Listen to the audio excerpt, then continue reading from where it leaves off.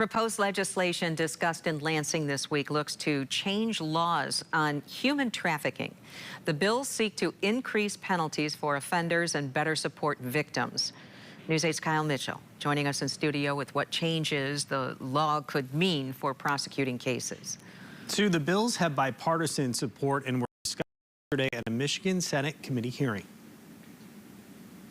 There are 6 yeas, 0 nays. The bill is reported.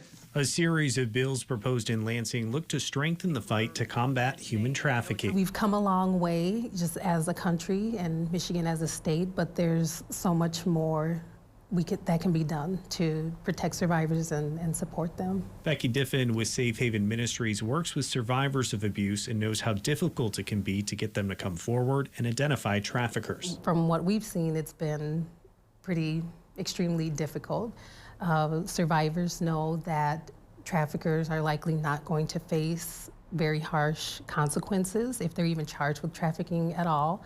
I know that if a person is working on the case, detectives, they might try to charge them with other laws. In 2024, there were 340 cases confirmed in Michigan and 585 victims identified, according to the National Human Trafficking Hotline. Under the proposed changes, 16 and 17-year-olds would no longer have to worry about facing prostitution charges if they are a victim of human trafficking. When you think about trafficking, being forced or coerced into that kind of work, their brain is not developed enough to make those decisions as an adult to engage in things like that. So it's protection for minors. Penalties would also be increased against those convicted of trafficking. The trafficking of adults would become a 20-year felony with a $20,000 fine. It would make trafficking minors have a maximum penalty of life in prison.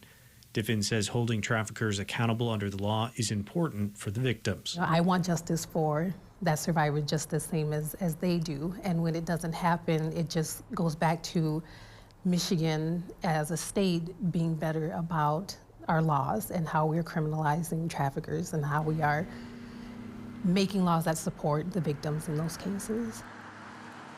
One of the bills would also strengthen the Department of Health and Human Services' ability to remove a child from a home in cases of human trafficking.